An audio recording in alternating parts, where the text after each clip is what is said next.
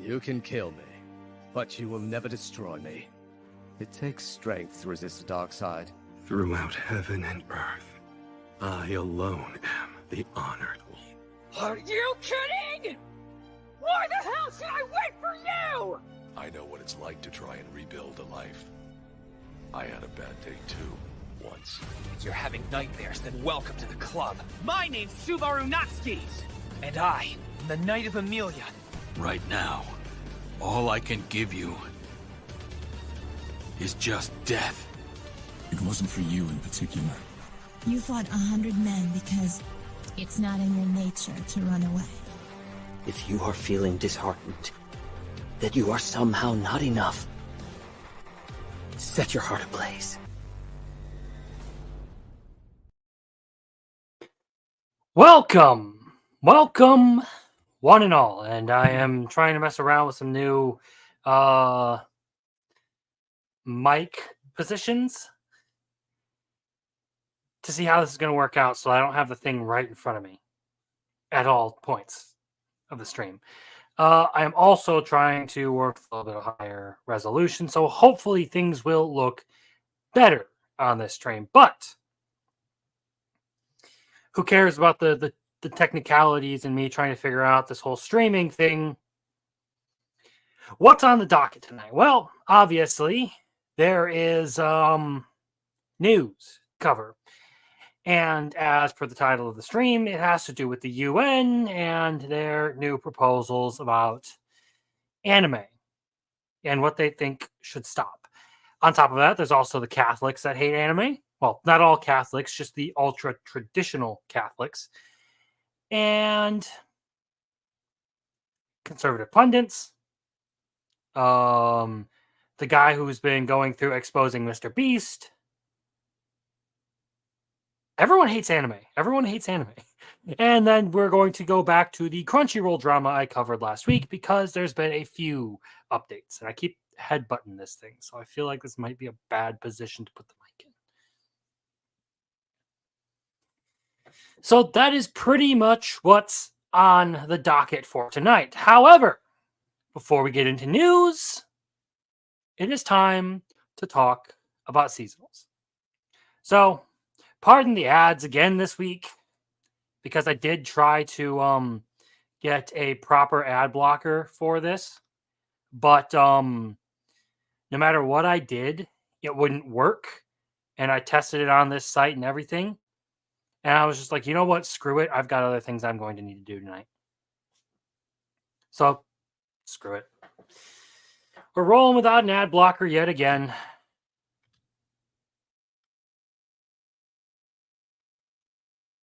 Hold on, let me check something really quick. Make sure my audio is audio. Okay. We're good. We're good. We're doing all right.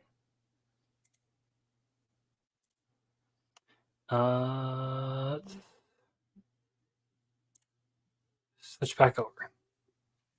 There we go. Okay. We will now continue with where we left off. So, this is where we left off last week. Everything that I had determined that I was going to, or everything that I had watched and how I was feeling about it. And we've got updates to this list for this week that I need to pull up my notes for. So, here's the list. All right. So, starting off with the first thing I watched, which is Shangri-La Frontier. This is going to be a really bad idea to keep my mic up there. I wanted to keep it up there, but I keep headbutting it, and I'm sure that nobody wants to listen to me headbutting my mic for the rest of the stream because I have a hat on. So we're going to fix that problem now, and we're just going to roll with it as is. There we go. And tighten one more thing. Wonderful, like technical difficulties on stream. Okay, so Shangri-La Frontier. The most recent episode shows us a bit of the politicking going on between the major clans of the game. You have the Lore clan, the like proper top tier clan. I don't know what else to call them. They are like actual like monster hunters and boss slayers and all of that. Then you have our main characters clan, the trio of 3 idiots called Wolfgang. And then you have the fluffy chasers, the people who just like the cute animals and like to do all their zoology stuff for the game. And the episode ends basically with Pencilgon presenting the idea of forming a clan alliance between the 4 of them, potentially to start hunting down the other 6 colossi. Because if you've watched season 1, well, you know that one of them was slain by Sanraku and crew at the end of the first. Well, not at the end. It's like the 3/4 point in the first season. It was interesting seeing a lot of like the character.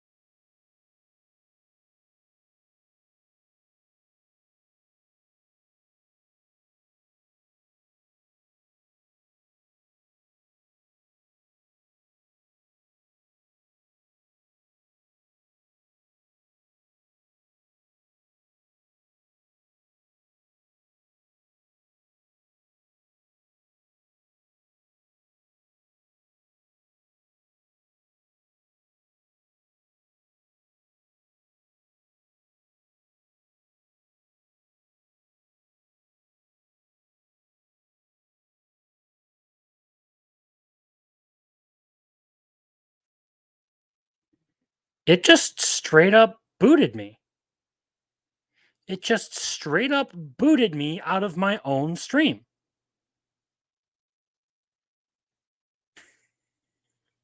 What the heck? Hey, Rita Productions. Shit! What the heck? Why you do this to me? Let's get back to where we were. Okay. We're here. And we're just going to roll like this. So, as far as I don't even know where I left off with this, but basically there has been an issue with the globalists know that I'm talking smack about. Yeah, they aren't ready for me to go off on my my rant later about the UN, because that situation sucks. But we've been through that a couple of times already because this has happened multiple times. Anyway, Shangri-La Frontier episode was good. I like the character dynamics. I think it's setting up for some interesting things going forward, and we will potentially see a lot more of our girl Rei finally getting the time with Rockero that she actually wants. She's finally going to catch a break and have some time to play with the guy. So Shangri-La Frontier, I'm still leaving there. I feel like it's been really good, but it hasn't been to the must-watch level of things yet. I just got to casually go back and make sure that I'm still on the stream now, because I don't know what's going to happen after that little display. So, Grieving Souls. Let this grieving soul retire. I've been enjoying this one, but it's been getting more and more, like the novelty of it is wearing off more and more for me. I feel like I've got to move it down. I think I'm going to move it all the way to the bottom here, which is kind of a significant drop. But it's kind of what's going to happen. I have to do some restructuring here because everything's starting to get top heavy as I've dropped stuff that I don't want to watch. So I think I'll actually just move this down to the okay section and start a little bit of that restructuring and evening things out. So the reason being, the novelty is wearing off. The idea of this guy like constantly like being insecure about himself and I can't do anything and yada yada yada. I don't mind those types of protagonists in and of themselves.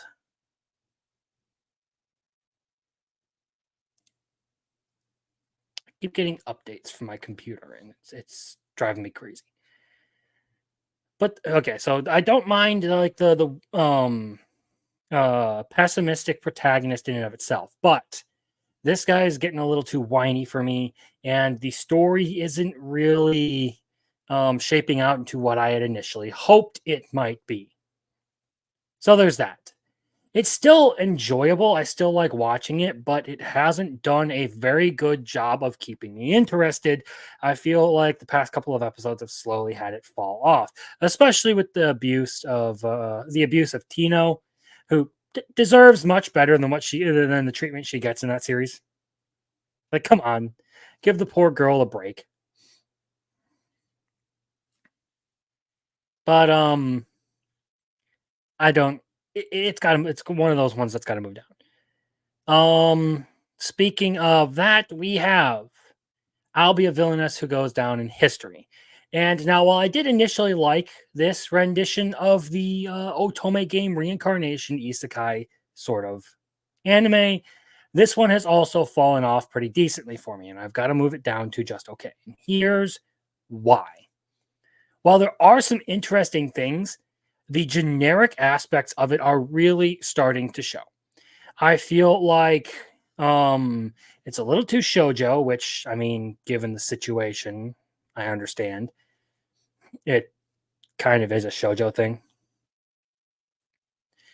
And I feel like it could do better with its writing. A lot of it is, again, like playing off of the like generic shoujo tropes that you might expect from an Otome game and all of that stuff, which I'm not very experienced with Otome games. I've never touched them. I don't do dating sims. It's not why I play video games. If I'm going to play video games, it's going to be like an open world sandbox, or it's going to be something like Monster Hunter where I can swing giant swords all day or shoot cool guns. But that's a side note. That last episode was good. It had some really interesting implications as far as like the heroine and her effects on the world around her. There's this implication that there could be some sort of magical effect that compels people to like her and to like follow her without a thought. And there's also some interesting implications as far as the royal family and their relatives. And it could turn into some like really big twist or whatever. And we could find out that the heroine herself is another reincarnation who is a desperate narcissist who wants to control everyone. But that's just my complete speculation. It is an unfounded theory on that one. All in all, I feel like I'm moving it down to just okay because, well, it's not grabbing me like some of these other series are. Like the next one on the list, Trillion Game. So Trillion Game actually did impress me with the last episode. I've been watching it dubbed, so technically I am 2 episodes behind of where I should be. Episode 6 came out. I am only on episode 4. So where I am at, our 2 main characters are in the final leg of the hacking competition. And they are faced with Dragon Bank, the big company that they are like competing against, so the investor who they're trying to take advantage of is trying to shut them down and like absolutely teach them a lesson. So the people person guy has decided to show up to the competition in full Shinto priest gear with like a a staff and everything that basically has like a bunch of sparkly like confetti attached to it. He's waving it around, acting all crazy. It's great. The absolute absurd nature of it has me intrigued. So I do actually have to move this up. I'm actually going to put it right here in the very good section. I know I said I needed to start consolidating some of these down because not all of them have been particularly good, and I have dropped some of the okay stuff. And I kind of want to like reorder this list because it's very top heavy right now. And I don't think all of these deserve to be up here in comparison to everything that was on the list at the time. They did, but now that some of this stuff has been dropped, I need to start bringing some of them down the list. Especially because some of them have more or less started to impress me less. I guess that brings us to Dragon Ball Daima, which is going to sit exactly where it is. That's the next one on the list. Its combat has been good so far. Episode 4 gave us more of the martial arts stuff, and I think Dragon Ball actually is more entertaining when it focuses on the martial arts aspect of it and less on the power-ups, ki blasts, and kamehamehas. That's probably going to get me in a lot of trouble with Dragon Ball fans, but hey. Sue me, you know? Dragon Ball Daimyo. You know, you need to get Ronnie to make that now. That would be fucking fantastic. But by the way, hey Pilgrim, hey JM, nice to see you guys. But yeah, as far as Daima in and of itself goes, I still think like I'm not a huge fan of the story. I've never really been like super drawn into Toriyama's worlds or his stories or whatever, but they are fun. It is what ended up getting me into anime to begin with. It's gonna stay. See you for Tree 50. Tree 50. Oh god, that spawned a bunch of jokes. All I can think of now is that Meat Canyon video about Talk to a. Someone spare my sanity. But yeah, Daima, it's still interesting, but it's really only interesting because I like what they're doing with the fighting so far. Not really a huge fan of the story. So, next one on the list. The world's greatest talker runs the world, or sorry, it's the world's greatest talker, runs the world's most powerful some crazy title like that. Synopsis titles, you know how they are. It consistently gets darker and darker and darker with each episode. And I actually kind of like that. As time goes on, it sinks further and further into like just how messed up things can be in this sort of business with the seekers and all of that. It does a good job of showing that Alma kind of has some level of like romantic interest in Noelle. And I kind of do like her, but she's a little bit too crazy and possessive to be like the, oh yes, waifu material kind of character. Especially when she starts realizing that there could be other recruits to the party. Either way, I think it's been consistently getting better and better over the course of its runtime, but I can't move it up because all of these have been performing pretty consistently good. And I think that where they are now is where they kind of got to stay. I feel like that's probably more appropriate to have Talker above Trillion Game.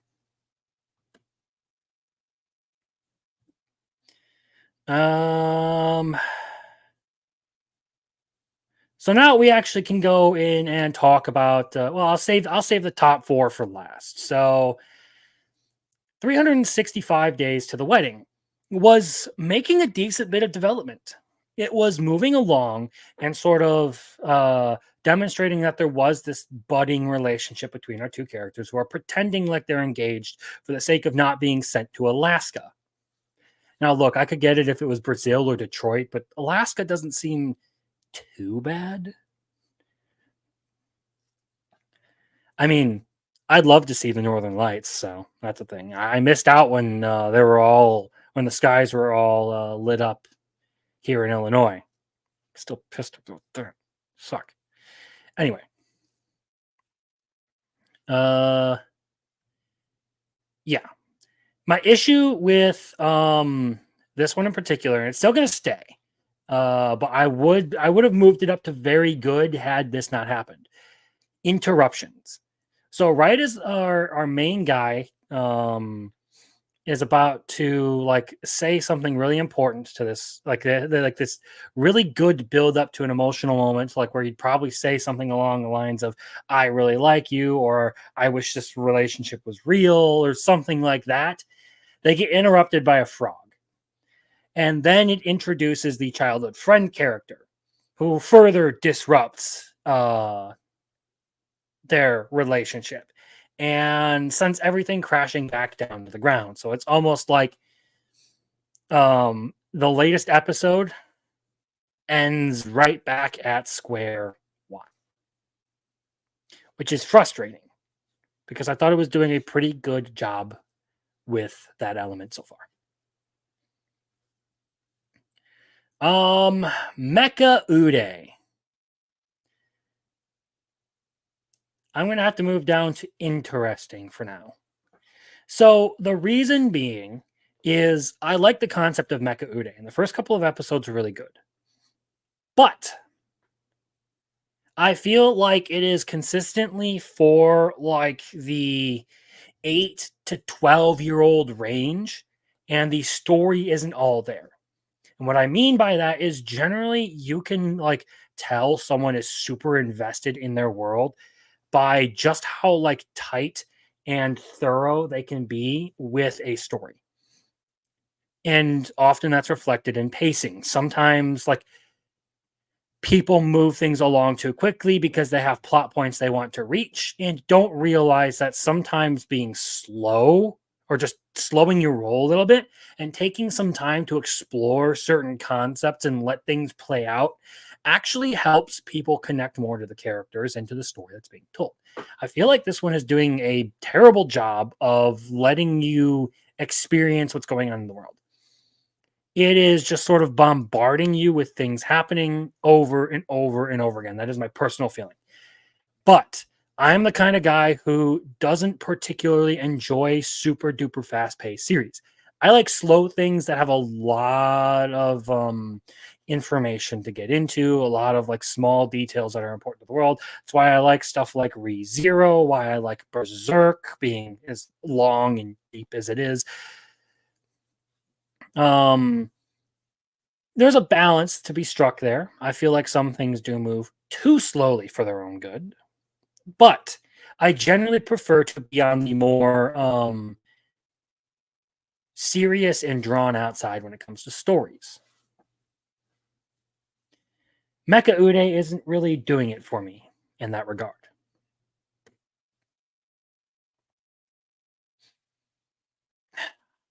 Fuck you, Pilgrim. Fuck you.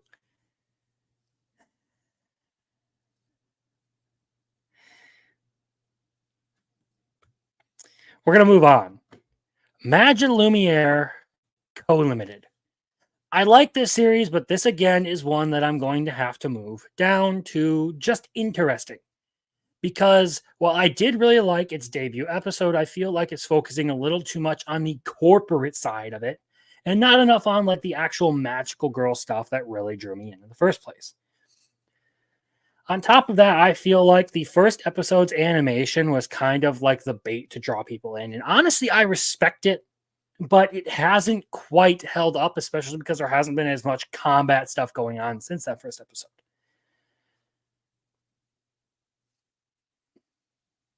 I still like the characters, and I still like the series. It's just, it isn't living up to what I had hoped it would be. So for now, it's going to stay in just the interesting category.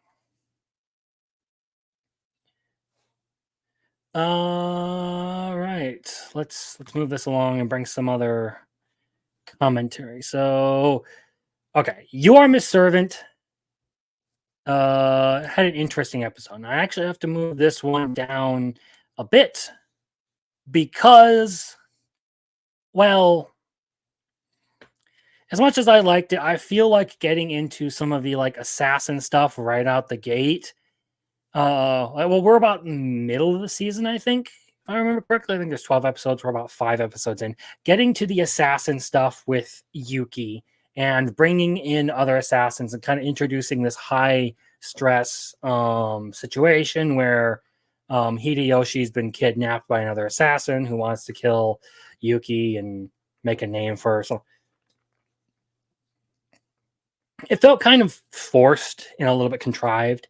I get that it's like a legitimate thing that can happen in the series. It logically follows that other assassins would be out there and that eventually you'd see other assassins in the series. But for it to happen here and to be resolved so quickly, I feel like it's a little bit of a rough patch-in element to the story to try and force along some developments. I feel like you probably could have done better just by going with the more slice of life approach to it and going from there. I can't say anything about Orb or Ranma and a half because I didn't catch up with them this week. Amagami Sister. I feel like I'm going to move this one to high interesting, actually, because as time has gone on, it feels like a little bit of the magic has been lost for me. I still think it's really good. It's like right on the verge there. If it has another banger of an episode, I will probably move it back up to very good. However, for the sake of, moving things out of the very good category so that it's to be a little bit more fair to some of these things, it needs to come down because this episode was a little bit stitched together, like I've been saying. The last one was worse, but this one did a good job of working with character dynamics, of presenting the resolution to this whole arc of getting people to arrive or to show up to the festival, and it kind of set up there to be a villain in this series a little bit, at least for this arc. We have some guy who probably has a recurring interest in pestering the shrine. That's for sure. And also Yae being best girl. The oldest sister is the best. Okay. Again, I didn't catch up on Ranma or Orb, but I did watch one more episode of Demon Lord 2099.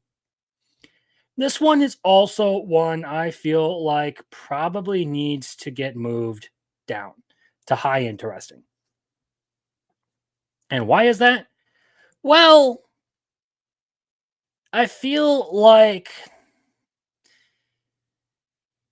I'm not as hooked on it as some of the things that I am for like the very good category. And even in here, I feel like I would probably swap those, Ranma and Orb. But as far as Demon Lord 2099 goes, well, I watched one more episode. I still have 2 to catch up on. I think it's doing a good job of presenting Veltal as like an actual proper leader. Like I can understand why people would be inspired by and follow this guy. And he's supposed to be like an evil, like demon lord and all of that, but he comes off as like a strong, inspiring leader who's like fighting against certain problems in the world. And it sort of presents you his relationship with his underling that he's living with in this new era, and how they first met, and how he actually saved her life from unjust execution. Do I like them painting like the demon lord or whatever in a sympathetic light? I feel like it's overdone the misunderstood evil kind of thing. But in this case, like in all things, I'm willing to at least give it a chance if it's going to be done well. And so far, it has been done well. It has been actually like given decent rendition. So that's pretty much everything that I have watched this week. Except for, our top 4 here. So we're actually going to talk about those because I keep up with all of these no matter what. Or at least try to. So Blue Box, I'm caught up on. Love it. Those last 2 episodes did a very good job of, again, emphasizing that there's a very wholesome element to Taiki and Kano's relationship, where they sort of push each other to do better and better as time goes on. And it shows that like there's actually like something there. Like there's some chemistry there. Like they're both competitive, they both want to succeed, and they're both the reason that the other is pushing forward. For various reasons. I think it's very well written.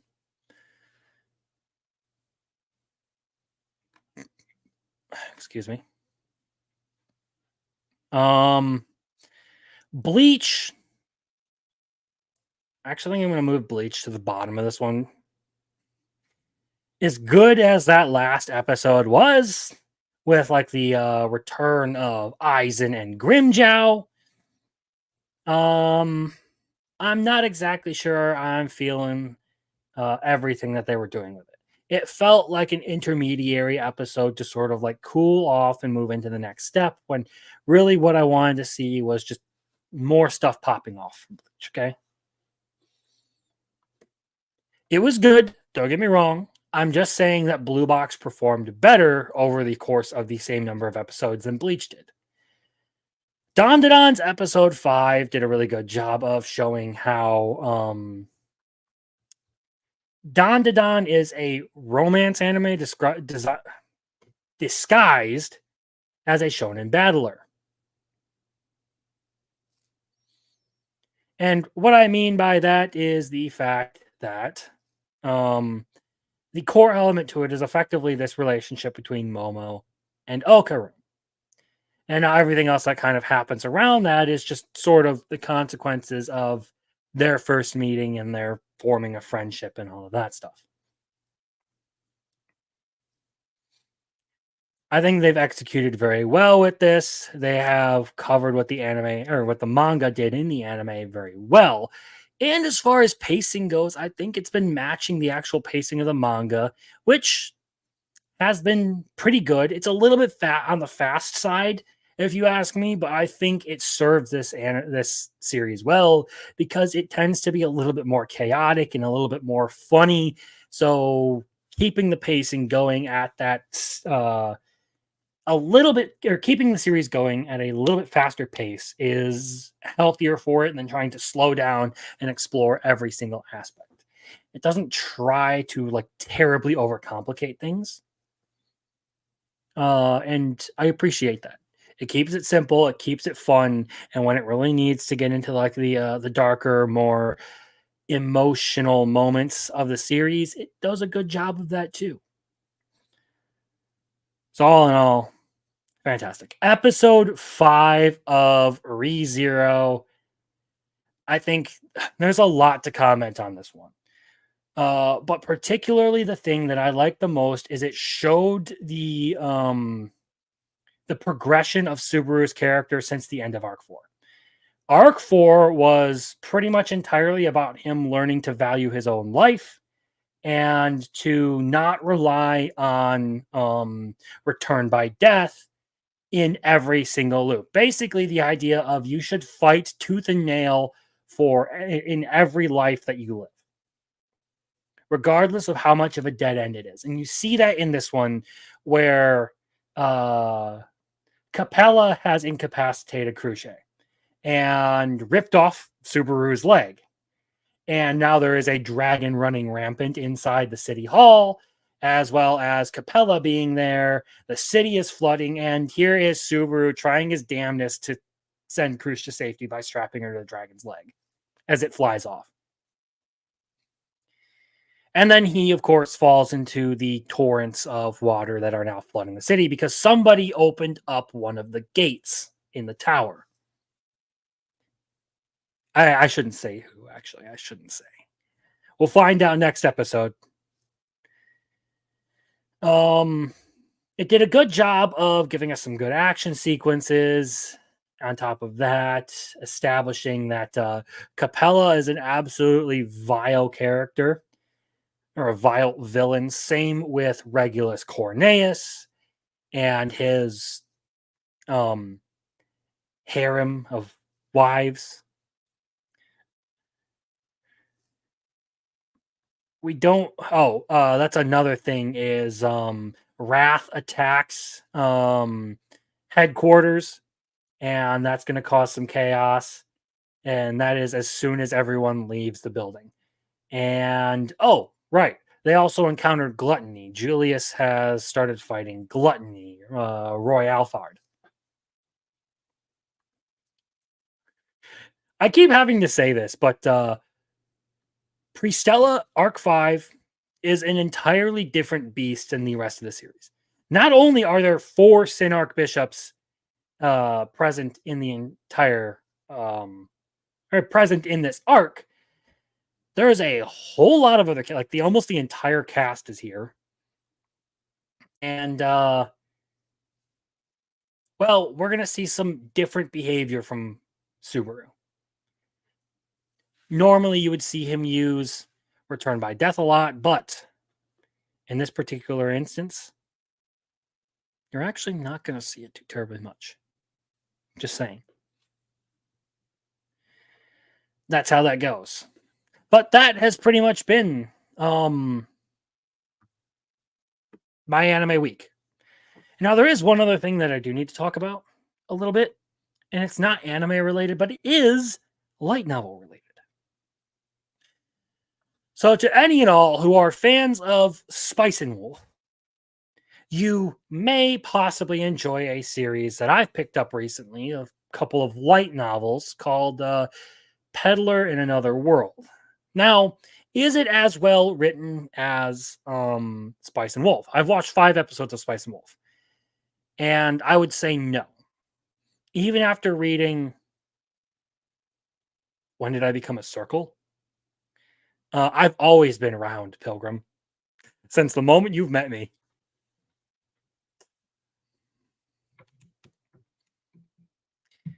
Anyway, Peddler in Another World is kind of like a wholesome-ish adventure series, and it's basically just dude has the ability to go to this fantasy world, and the whole thing is he sees like a hole in the market, like matches don't exist in that world. So he starts selling matches to like travelers and adventurers and all that. Becomes a huge success, and product after product, he keeps recognizing these holes in like this world's technology and all that, and like filling those gaps with things that will sell well. And from there, using all of that money to then, I wouldn't really call it charity work, but put it towards helping other people, curing diseases, yeah. I've enjoyed it so far. I think I'm on book 4 after this week.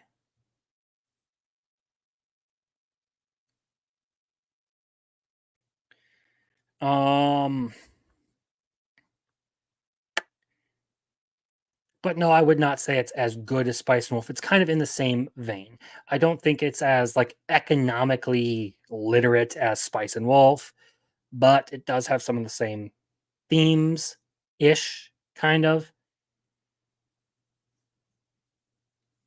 So yeah, that was one thing I did want to mention, was the fact that I had started reading that. Other than that, I've just been keeping up with the normal stuff. Chainsaw Man, which I would advise you to go check out my full Chainsaw Man stream with Muffler Tape and Rolo Lord. It was fun. We spent almost 4 hours talking exclusively about Chainsaw Man. I need to catch up on Centuria. I've been keeping up with Ichi the Witch, Oversleeping Takahashi, Dan Da Dan, Ruri Dragon, some other things in there that I can't remember. Oh, I also did start Monochrome this week, and it is a brilliantly drawn manga that you can read for free on Manga Plus, by the way. But as far as that goes, Monochrome is basically the story of this guy who abandons his dream of becoming an artist as a teenager and goes to work, like tries to live like a normal life so that his sister, who he has to now take care of because his mom and dad have passed away, can live like her life normally. And now while he's at work, he ends up encountering someone else, one of his coworkers, who happens to have had the dream of being a mangaka in her high school days. So she realizes that he can draw really well and comes to him looking to try and get him on board as like an assistant. And that somewhat rekindles his passion for artwork and all of that, and they start working together as a team. There's 3 chapters out right now, and so far they have been long chapters, like 40 plus pages, but they are all really well drawn, and and the manga itself is very well written. So if you like a little bit more like inspirational slice of life kind of stuff, I think you'll enjoy that one.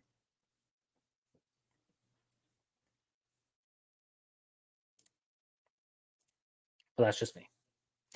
That is just my opinion. So now that we have gotten through all of the anime talk, well, not all of the anime talk, but all of the seasonal anime talk, it is time to get into news and time to get into the big topic of the night. What the UN has to say about anime. Let's do this, people. So, as you can see here, per the article from Niche Gamer, UN committees criticizes Japanese media may incite violence against women and girls. How dare you give your opinion on your channel, right? Dude, some people actually behave like that. It's fucking funny. Anyway, so the UN is now saying that anime as it is inspires violence against women and girls. And I will repeat exactly what I said on Twitter the other day. If you genuinely believe that anime incites violence against women and girls, you are either genuinely retarded or a desperate authoritarian Marxist who wants control of everything.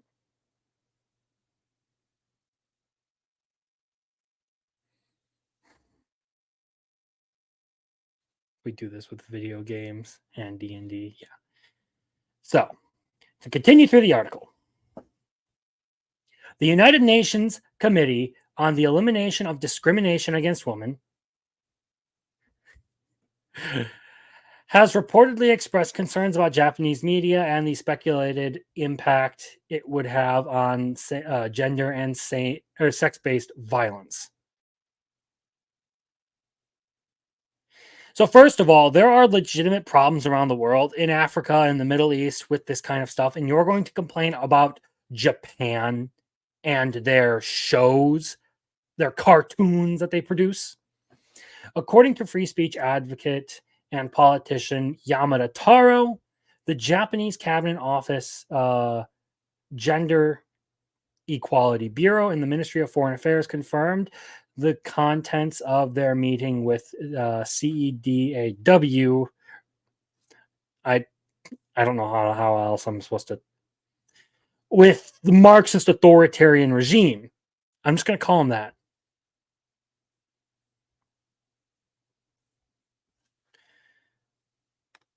Effectively, yes, Pilgrim. This has been one of the big things is it's basically along the same lines as the quote-unquote male gaze. It's bullshit, and they only say that because they don't have control over it, and they haven't uglified everything, and people keep running to this. And as long as there is an escape for people, they will not be satisfied. However, nothing further has been said about the current state of Japanese media. Okay. The Japanese government has been thankfully slow to respond to external pressure when it comes to censorship of Japanese media, although the same cannot be said of its corporations. But for the time being, free speech remains enshrined in Japanese law with few exceptions. You can read Taro's post regarding the CEDAW's pressure to censor anime and manga below. We'll include a translation via Google. So, this is the actual letter. Or the actual statements. On October 29th, the Committee on the Elimination of Discrimination Against Women published its concluding observation on Japan's 9th periodic report.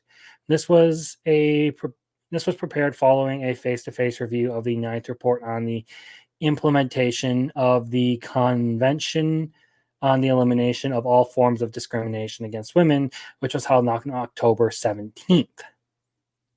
In this final opinion, concerns were expressed that pornography, video games, manga, and other animated products may incite violence against women and girls based on gender or sexual orientation. Okay, how?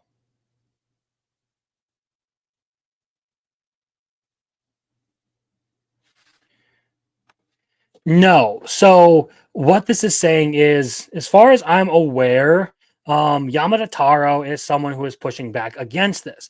There are actually also like mangaka who are members of the Japanese Assembly who have done similar pushbacks. So this person is basically someone sharing with the public everything that has happened between these government bodies. I don't think they are actually on board with this. Because as you'll see later in this letter, they then go into their opinion on it. So it further recommends effectively implementing existing legal measures and monitoring programs to address the production and distribution of pornography, video games, and animation products that reinforce discriminatory gender stereotypes and reinforce sexual violence against women and girls. Again, how does a cartoon incite sexual violence against women? I'll get into some of that stuff, and we'll talk about like the delusions you have to be under. And yeah, I want to get through this letter in this article. However, the government, the Cabinet Office, Gender Equality Bureau, and the Ministry of Foreign Affairs has confirmed the content of the face-to-face screening, but no questions were asked about manga, anime, or games. Despite not being checked during the face-to-face screening, the company expressed its concern.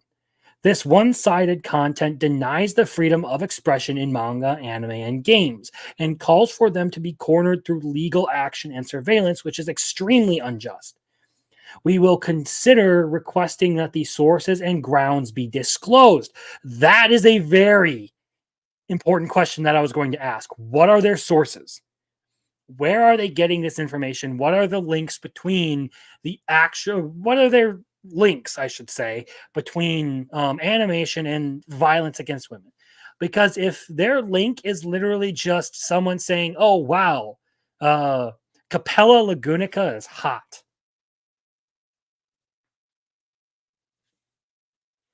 Or I want to fuck Cruciate. That's not violence against women. I mean, it is to a feminist because apparently being attractive is awful. So we will consider requesting that sources and grounds be disclosed, and also request a retraction if this is not possible. Yamada Taro is well known for his stance against censorship, and originally ran on a platform which emphasized his desire to protect anime, manga, and other forms of media from government censorship and foreign pressure. So we're going to take this down, and we're going to talk about this. Okay. So,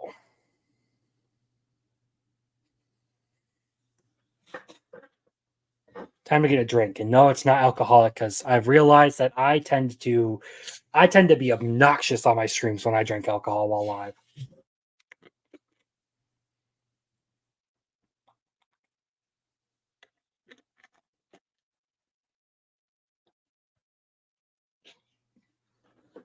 So, obviously the first question that I was going to ask has been answered. We don't have sources. We don't have anything that was cited insofar as this is concerned. And now it comes to, how do you define sexual violence against women? And do you well, we don't. I want to see what their link between the actual animation and actual things done to people is. Because if you start saying that there are certain things you can't do in fiction, where's the line? Like, for instance, a lot of people freak out when you have a world that has slavery in it. It's been one of the big things, like, for Jobless Reincarnation fans, like, well, why didn't they do anything? Why doesn't he do anything to stop slavery? Because Rudius is one person amidst an entire world of people. I get that you want everything to be like full-on vigilante, like anti-slavery because you hate it, but keep in mind that slavery has been a thing and still is, by the way.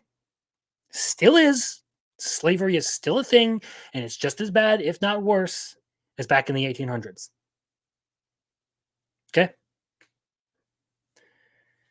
So quit your moral grandstanding over a fictional world and maybe do something about the real world, you fuckwits.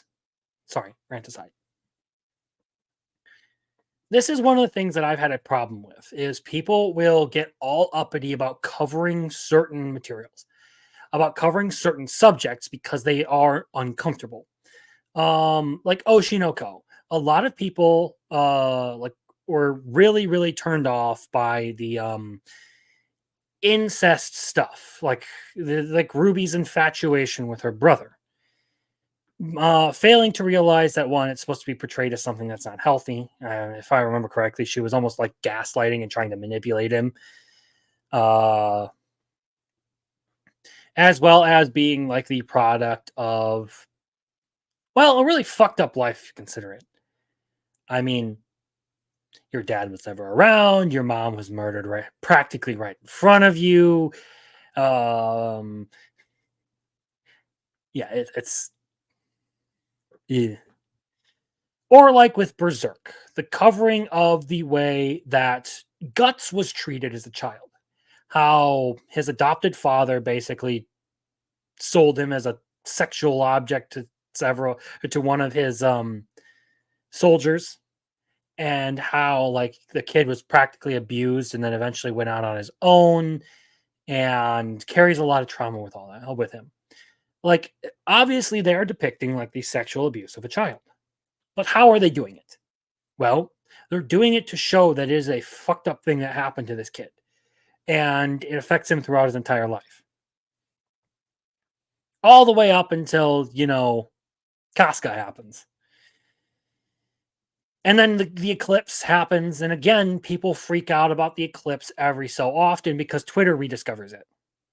Well, what's happening in the eclipse? Well, they're using the things that Griffith does to Casca as an example of undeniable pure evil.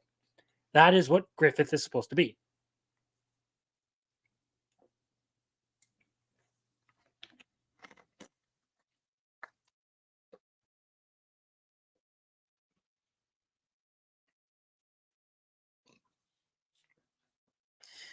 This is my problem with saying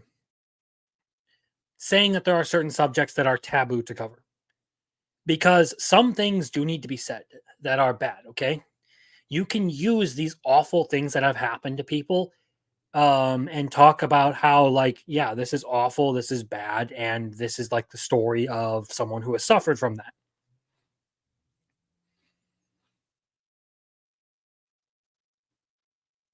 But that is where some people start to equate their own feelings on things with like right and evil or right and wrong. There are certain things that will make you uncomfortable that are okay to talk about. Okay. Depending on how you talk about them and how you cover them. Obviously, if someone is going to draw a manga that is all about how let's go with a very extreme example. If someone is going to write a manga and draw a manga about how illegal materials that rhyme with wild corn are actually great and are amazing. Yeah, that's pretty messed up, and you probably shouldn't do that, okay? I think that's a logical line we can all agree on. Maybe don't draw wild corn, okay?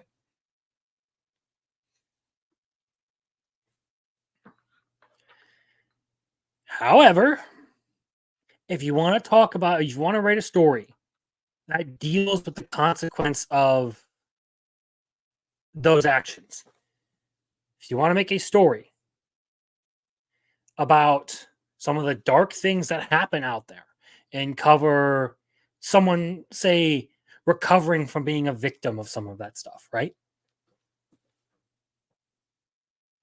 I think that's perfectly acceptable.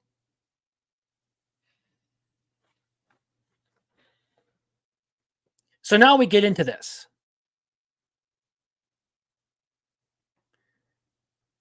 Messed up H taste. Yeah, pretty much.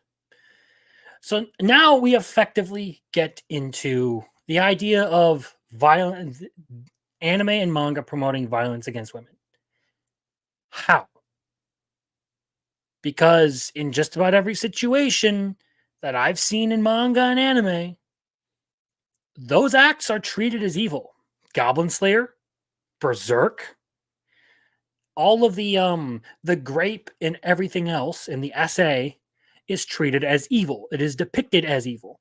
And it is responded to in a way that shows it is evil. Okay?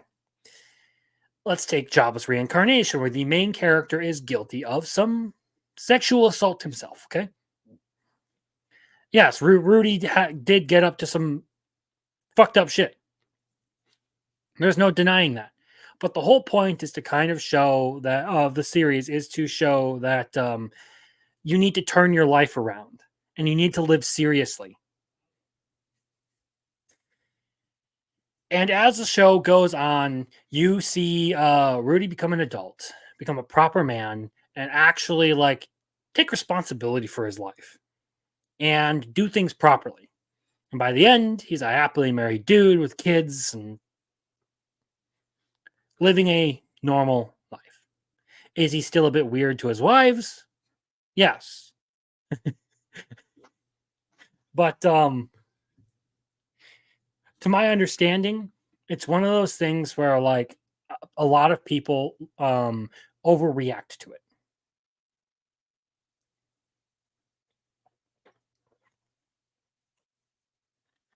The guy who steals a pair of women's underwear is a creep for sure. But definitely not as bad as a rapist. I'll say that.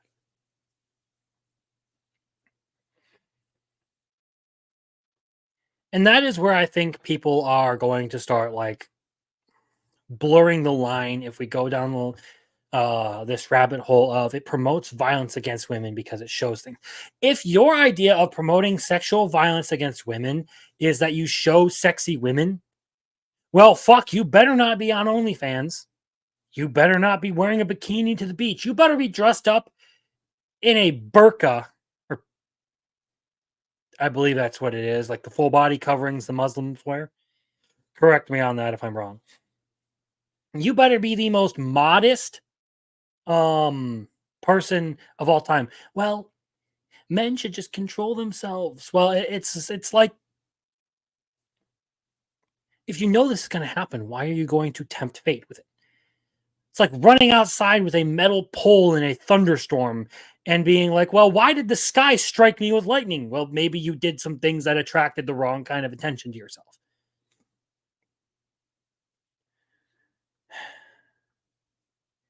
It was stupid to play stupid games.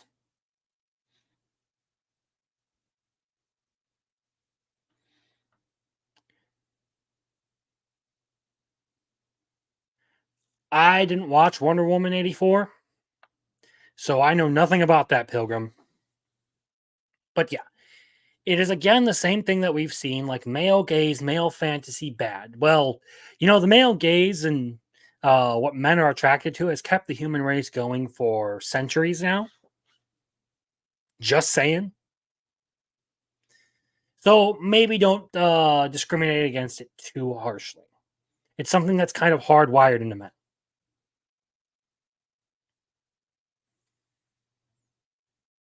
Effectively, feminists and Marxists are insistent that they control absolutely everything and that you don't have an escape from their bullshit. And since anime is pretty much one of those things that they don't control, they are now trying to use every tool in the book to try and point out how it is terrible. And you see people talking about how, like, a woman's whole point of existing is just to be the damsel in distress for the hero, like in Bleach with Orihime and stuff like that. And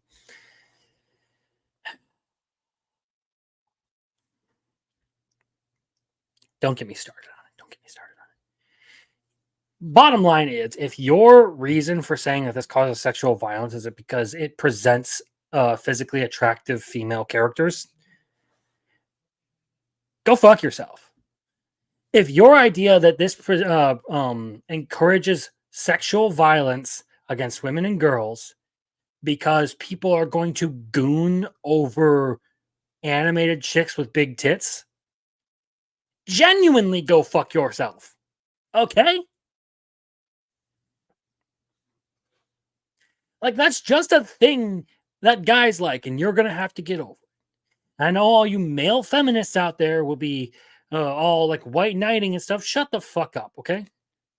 You're probably the worst of all those subsets because you're basically lying and pretending you're not like the rest of us just so you can get close. And we can talk about all of the awful people who have done awful things who are male feminists if you really want to go down that route.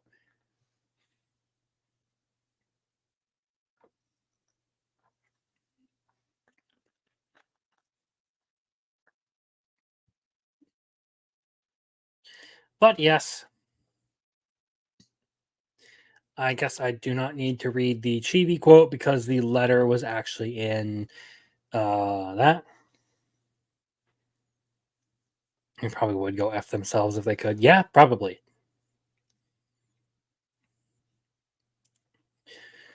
So yeah, I mean, it's one of those things, like, the government really, really wants to pretend like they're solving problems, but they're not. Discrimination against women, my foot. Okay? Women can make all these like hot guys and stuff in anime. I mean, look at how many absolutely jacked dudes they have in shoujo and josei manga and anime.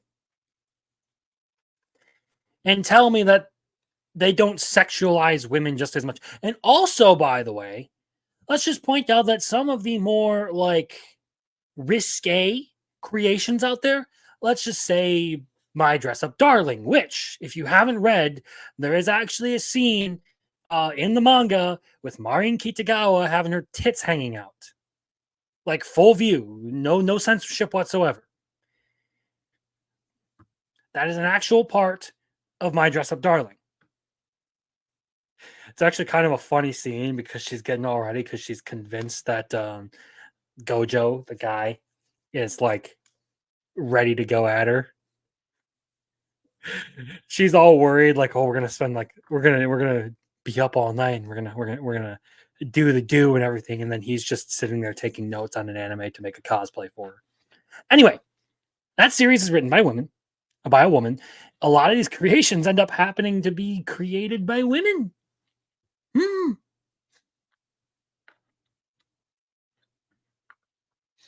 Exactly. Is people don't like. I had this conversation with my cousin who got all uptight with me over saying that men get sexualized just as much as women. And she's like, well, men don't get judged for it. And then she brought up this anecdote about how some guy like hurt her feelings because he said she wasn't hot like a porn actress. I'm just like, first of all, dude has terrible taste if he thinks a porn actress looks good. Have you seen those bitches? I mean, come on. Nobody goes there because they have pretty faces. They go there because they're horny, they aren't thinking straight, and they want to touch themselves to a naked woman. That's why they go there. Porn actresses aren't hot. They never have been.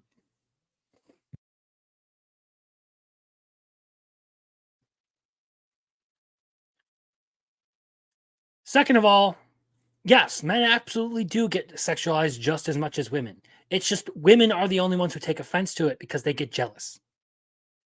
They start comparing themselves to these fictional characters because women fundamentally enjoy things differently than men. And this has actually been proven by a study done by Lego. Okay, I've actually looked into this. Lego found that men and women treat fiction and entertainment completely differently. Men tend to put themselves into a story. So, like, a boy playing with a Batman toy becomes Batman. Okay? He throws himself into the role. A girl playing with a Barbie doll, the Barbie doll becomes the girl. And it tends to reflect her life and everything that's happening to her and the things that she wants to do. Fundamentally different. Men tend to get immersed in the world. Women tend to try and project themselves onto something. That's why men don't have a problem with being sexualized. Because we look at a dude with a six-pack and we're like, man, you know what? Maybe I'm going to go hit the gym so I can look like that fucker. He is awesome. Yeah, I want to be Guts. I want to swing around a Dragon Slayer.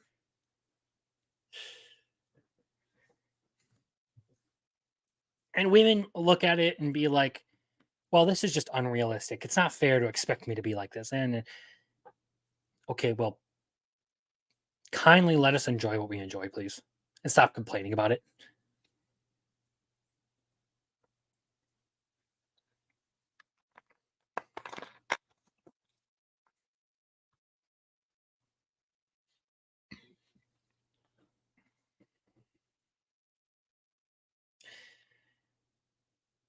I think that about wraps it up for that subject. Too many people are wrapped up in trying to control everyone else and not just let things lie. And while I say that, it's a good way to segue into the next person who just hates fun. And it's not a feminist or a liberal or a UN communist. It is a hardcore conservative by the name of Glenn Beck. Coming at you from Niche Gamer yet again. Conservative pundit Glenn Beck bans daughters from dating gamers. Now, I don't normally cover gaming news, but in here he also said something about men who collect figurines. And as someone who likes their anime characters, I take personal offense to that, okay? So, conservative radio host and owner of the Blaze TV, Glenn Beck, has recently been causing controversy by once again making statements against gamers. It started in a previous interview with fellow conservative host Liz Wheeler. Fuck her, by the way. She's the one who said that gamers are the most unattractive group of people in the world. That guys who play games are the most unattractive. Who herself caused controversy earlier this year by calling male gamers undateable. After which, Wheeler questioned him on his opinion on gamers. Beck readily agreed with Wheeler, saying that he has banned both his daughters, one of whom is only 18, from dating gamers. He went further later, saying, I wouldn't allow my daughter to date men who collect figurines either. So because I got this awesome statue of Commander Ervin leading a charge against the Armored Titan, one of the most badass military scenes in anime, by the way. Commander Ervin riding almost to his death, saying, "Advance! Advance, goddamn you! The enemy is right before you!" J. Michael Tatum did a good job at that, by the way. Because I got that. I'm undateable. Conservatives are just dead set on losing the culture war, aren't they? Calling both hobbies equally weakening to what it means to be a man.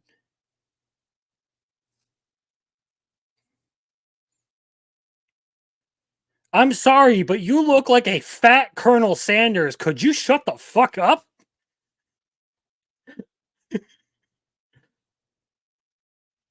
So, with the initial interview getting ratioed on social media platform, Beck continued making anti-gamer statements, comparing men who play games every day to women who are addicted to TikTok. He continued making disparaging statements on his radio show throughout the week about weak men who, in his view, were so obsessed with playing video games that they weren't noticing the people trying to plug everyone into a video game against their will. So, because I have a hobby that I enjoy, where I get to be creative and fight monsters and go on epic adventures all from my room, that I play at the end of a day to relax after building a deck, doing actual real world work for people, hard labor, Mr. Beck. That makes me weak because I enjoy epic fantasies that I would never be able to enjoy otherwise. Yeah, screw that. Screw you.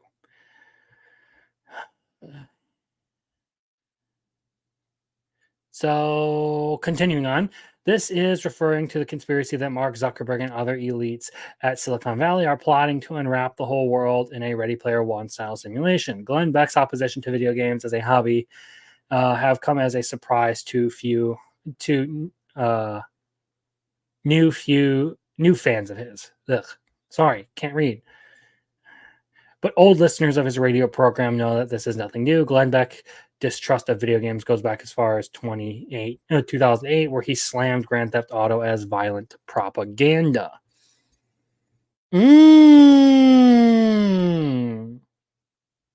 At that time, he accused leftists of trying to scapegoat guns for school shootings, when it should be video games that are targeted by federal regulators instead.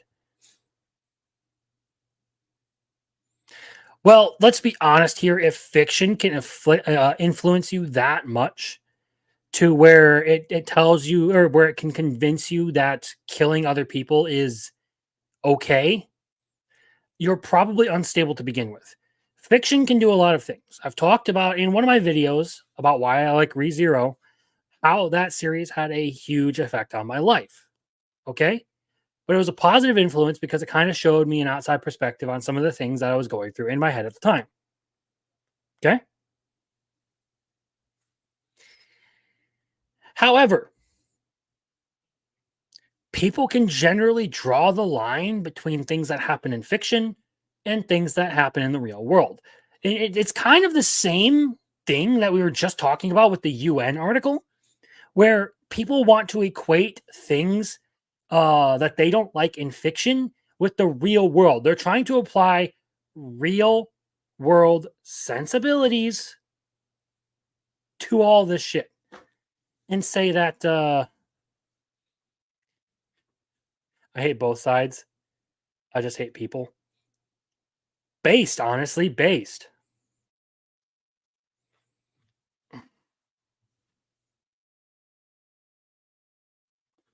Okay, but let's get back to the article.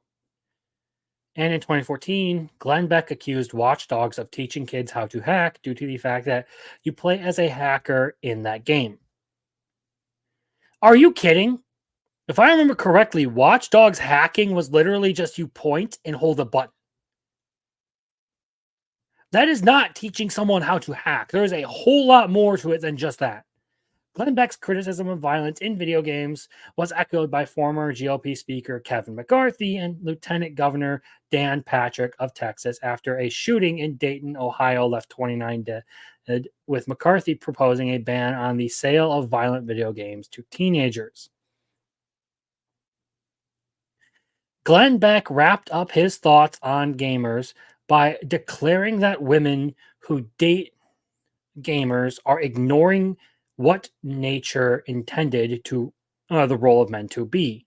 But due to the woke girls defying nature, it is up to right-wing dads to ensure their daughters don't date men who game or who collect figurines.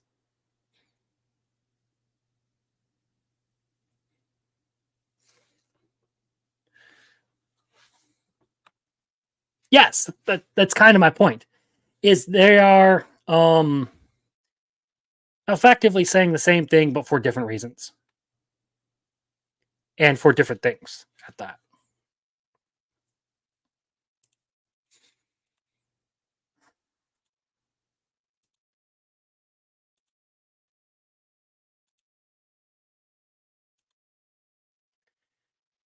So, yeah. Look, if you really can't delineate the line between fiction and reality, well, that's called delusion. Okay? And that means there's something mentally wrong with you. It applies to all forms of fiction, not just video games, not just anime, books, TV shows, all that shit. Okay? If you think that stuff can be done in the real world, you're delusional. And blaming fiction for these things is also delusional. Like I've said, certain things are covered in fiction for reasons. To depict evil, to cover certain aspects of society, to comment on things. We are allowed to do that. Call of Duty does not equate to wanting to commit real world violence, okay? Nerds largely just want to be left alone and enjoy their hobbies. I swear being a nerd became cool was the worst thing that ever happened. Yes. Going mainstream is a terrible thing for anything. Just saying. I think some hobbies should just stay niche.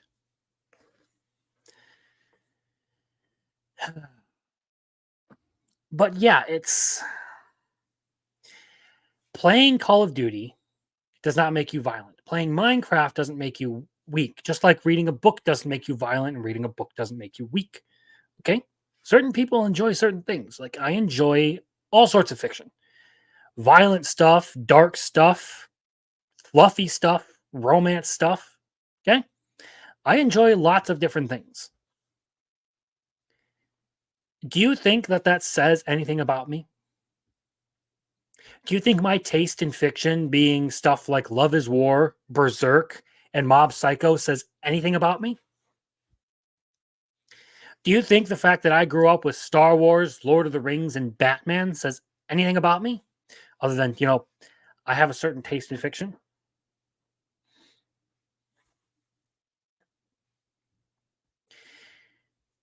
Because ultimately, that's the argument you're making, is that you're weak for liking certain things. I don't think someone's tastes particularly have anything to do with whether they're actually a strong person or a strong man or any of that. Right?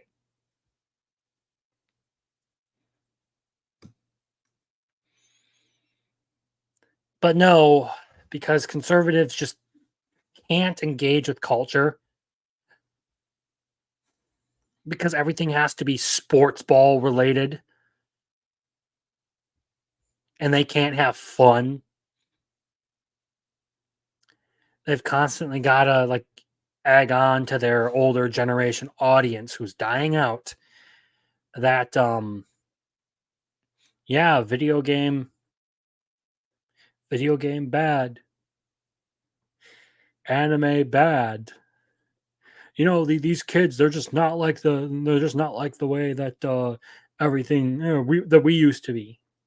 Yeah, I can agree that some of the younger generation is soft, but you know whose fault that is? Yours. For not being harder on people. For being lax in the way everyone's raised people. For trying to pawn off the parenting on screens.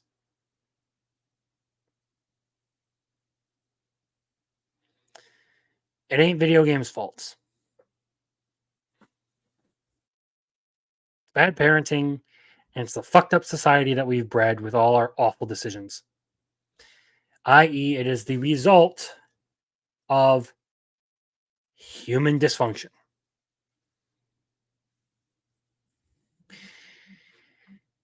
And the next topic is kind of a good one to segue into because it is the solution to human dysfunction. The church, or at least some news with the church and anime. If you've paid attention to social media recently, well, you probably know the Vatican has a new mascot. And some people aren't exactly happy with it. So the Vatican decided to make their own new anime girl mascot. Good for them. I actually thought it was pretty cool. And I loved all of the memes and stuff that were being made out of it. I'm surprised there were almost no lewds ever made of this character. It was all Crusade memes. It was brilliant. It was glorious. Crusades, power scaling, and other goofy stuff. So here's what some people had to say. And now, Redeemed Zoomer, I hereby make a decree. I've wanted to do this for a year now. Anime is officially banned on the server in response to the Vatican pandering to young online trads by having a weird anime mascot. I anticipate a huge wave of anime users for LARPing and degeneracy. As Matt Walsh said, anime simply feels evil and demonic, even if you can't really explain why logically. Ah, yes, evil and demonic, when most of it covers the importance of family, friendship, community, traditional values that are generally a good thing. Luckily, I own this server, so I can make rules based on my own personal instincts. Those who post anime or refuse to change anime PFPs will be timed out. This isn't ban-worthy, but will still be somewhat enforced. I'm so glad John Calvin didn't approve of anime. What? So, yeah.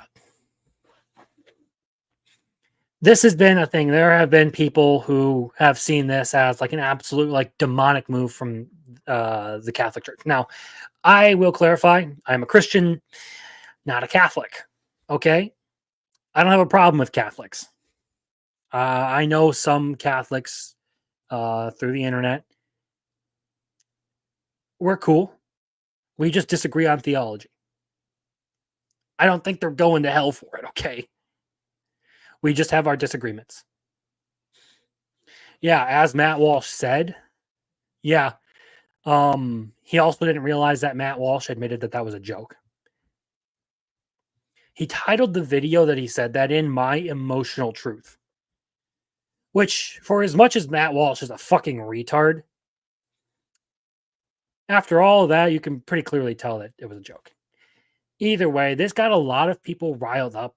Some who called it like demonic, saying that it's evil and they shouldn't do this. Like, how dare you turn to anime? And I'm just like, cute Christian anime girl. Way to go. This is wholesome. I love it. The Crusade memes, the power scaling, the angel stuff, all of it. Brilliant. It's adorable. But no, highly conservative people are just intent on losing the culture war and not realizing that they need to reach out to the younger generation, or everything is just going to fall apart.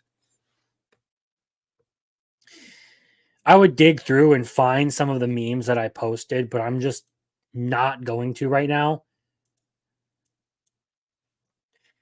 So yeah. Short topic. It's almost just smart. Yeah. Yeah, it actually attracted a lot of attention. Good move. Good move.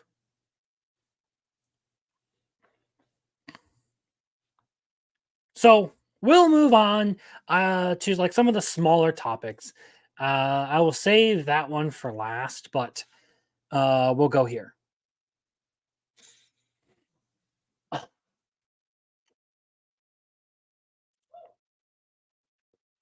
and we'll bring this up. So last week I talked about how David Wald got stiffed because he found out that Crunchyroll was stealing his fan mail. And other voice actors actually reached out and said similar things. That Crunchyroll was stealing and opening and distributing their fan mail among staff. And this is how they responded. Anime fans have a special connection with dub voice talent, and the emotional expression is important in fueling love of the anime community. In fueling more love of anime content, sorry. We are currently investigating the matter regarding the allegation of undelivered fan mail to a voice actor. We respect the privacy of all of our voice actors and do not intentionally open mail or packages not intended for Crunchyroll. Any fan mail should be sent directly to talent and their management. So basically, it's not our fault. And this is what Wald had to say in response. Still no reply at all from the old roll. No apology, no commitment to recover items, nothing. So maybe there's a case and maybe there's not. Or maybe I just become the whistle that never stops blowing. Either way, these abuses will be brought to light. Stay tuned. So yeah, if you don't hate Crunchyroll enough, there's another reason. You can never hate Crunchyroll enough. And now I'm going to move on to the last thing, because I initially, when I saw this clip, I didn't plan to cover it because it was absolutely stupid. But it got community noted. And it is kind of about a big subject that somewhat relates to tonight. Oh, what? Sorry. Hadn't shared the tab. This one. So, Drama Alert retweeted out. So, this is Dogpack, the guy who's been going in and doing all of the dissection of Mr. Beast's videos and all that, exposing how the guy is not as nice as he actually pretends to be, and all of the problems with Mr. Beast's production team and the shady shit that he does. So Mr. Beast allegedly sent Chris Tyson an anime about a minor's relationship with a 26-year-old, betting he'd love it in leaked DMs, Rosanna alleges.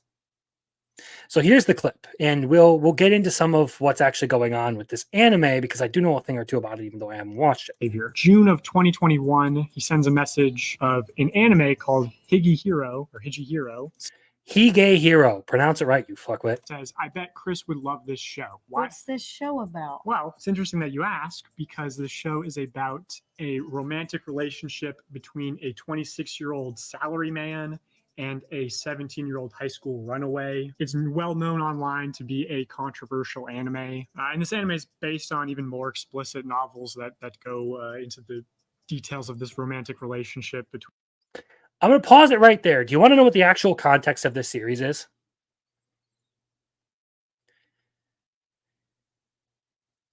This chick shows up at his door offering to whore herself out to him if he lets her stay. And he refuses, but to have sex with her. And actually is like super concerned with her well-being and like why she's doing all of this, because she's run away from home. She doesn't want to go home. So she's been sleeping around to try and have like a place to stay that's not out in the rain and the cold. There is no sexual interaction between the two characters. As much as she offers, he never does a thing. And as you can see through the community notes, Higehiro is an anime about a working salaryman who shelters an abused schoolgirl who had prostituted herself after running away from home. The show focuses on the girl coming to terms with her family history and future prospects in education and relationships.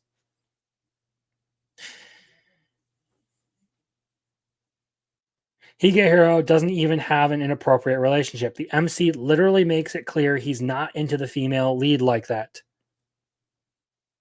She runs away from home and is homeless, and it's about helping her realize her self-worth and improving her mental health. Nothing sexual. And this is the issue. Like, as much as like the Tyson stuff is fucked, this is an issue I have with a lot of people bringing this stuff to the table to try and slander other people. again, with the tastes and stuff, is you have to direly misinterpret what's going on, what's being portrayed. The only reason it's controversial is because of retards like you misinterpreting it. Dog pack, you fucking... Look, if everything you've said, if everything you have said is true about Mr. Beast, that's one thing. But when you miss like this, it calls everything into question. Like, this just seems like reaching for straws. This sounds like a wholesome anime. Why is it controversial? Because it deals with this a teenage girl going through a fucked up situation, responding to it in some not so good ways. Like it's been said, she offers to sleep with the main character, who then refuses and tells her she should value herself more. But a lot of people view that as uncomfortable and not good, because this guy says, hey, maybe don't whore yourself out. You're worth more than that. It deals with an uncomfortable subject. That is why it is considered controversial.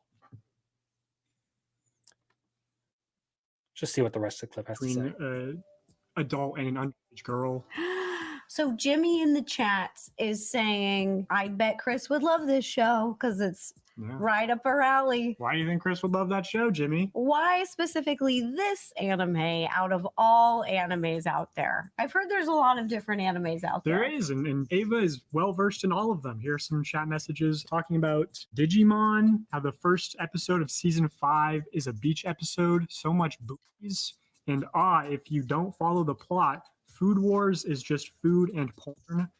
Oops, she clarifies, underage porn. Oh. They're like, hey, we're all second-year high schoolers, and now we are having orgasms. This steak is so bomb. So once again, referencing underage sexual situations.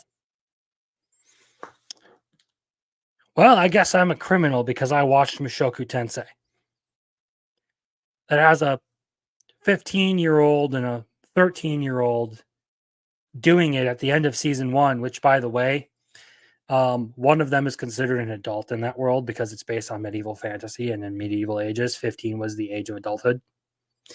At least what my research has shown me. That is the case. Fun little fact for you. Also, during the Roman Empire, from what I understood, being an adult meant you had to be 30. But that is a topic that I will get into in another Mushoku Tensei video sometime down the line, because I have been... That's a doozy of a subject to talk. Which is going to be a common theme through these messages. Which is apparently very important for a work chat. Again, sexually explicit meme about Violet from No! The Incredibles. Oh, no. Yeah, some of these things, not a terribly good look, but the fact that you would pick Higehiro knowing nothing about it, like even a complete like normie to me who has only ever like looked at it at a surface level, could tell that there's something like it is not a terrible anime whatsoever. Imagine if stories got rid of serious, uncomfortable situation because these retards can't deal with it. Yeah, exactly. You wouldn't be able to do Game of Thrones. You wouldn't be able to do stuff like Breaking Bad or any of that shit because too many people would be uncomfortable with it.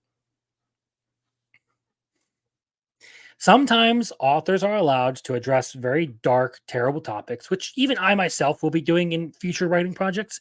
There are certain things that are just dark and terrible that I feel like need to be covered in order to fully explain a character's behavior and their background and everything. It also emphasizes who the good guys are by how they react to it and how they treat those subjects, right?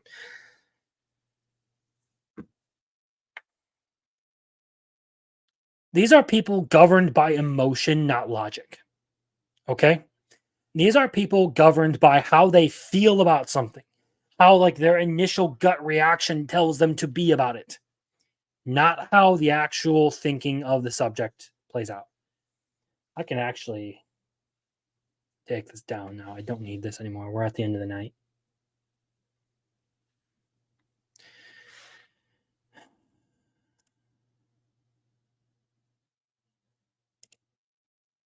There we go. Imagine only having the emotional capacity to handle watching the Teletubbies or the Wiggles. Yeah, that is effectively what's going on here. I mean, it's kind of the same thing that happened with the Chibi Reviews situation that I covered a few weeks back, where he talked about the animators doing a really good job with the scene where the Sarah Poens basically try to rape Momo, and possessed Okaroon jumps through the phone and beats the shit out of them.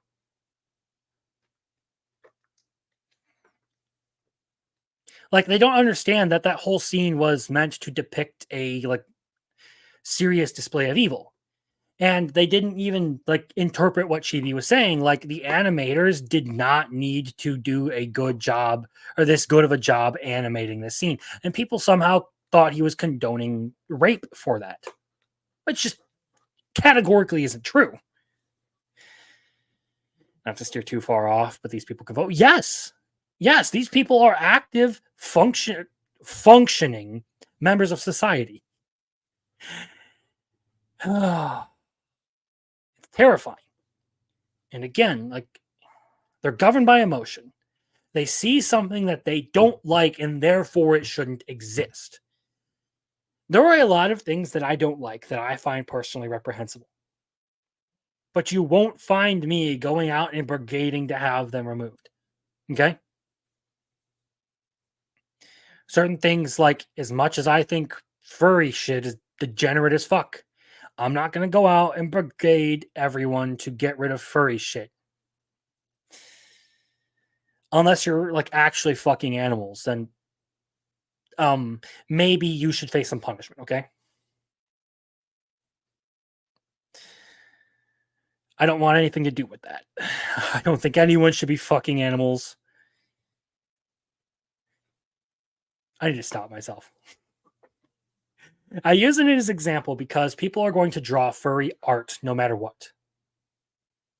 Okay? I find it reprehensible. I think it's disgusting. But I don't think it should be illegal.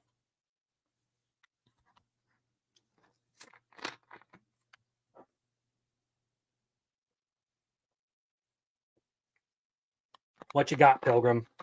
What are you about to hit me with?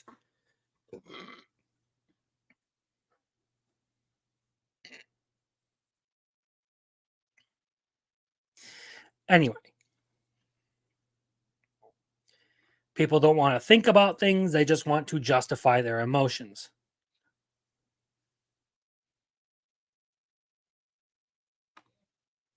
No, that's Therianism. That's a whole different breed of fucking wild, okay? But yeah. Furry art, you want to dress up in a fursuit? Okay, fine, cool. Do your thing. You want to go fuck an animal? No. I'm just saying. There are plenty of stuff that I find degenerate or reprehensible that I have no problem seeing represented in fiction, depending on how it's represented, by the way. Or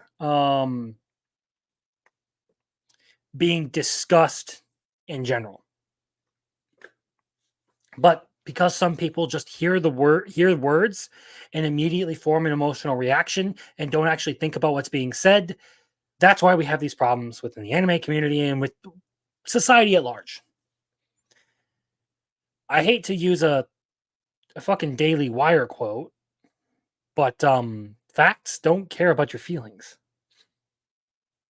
It's like why I think people who overreact to Berserk's eclipse scene are insane, or people who overreacted to all the Asan's quote-unquote incest parts were fucking wild. Or how people who overreacted to Mushoku Tensei's sexual content were not paying attention to the series and what the point of it was.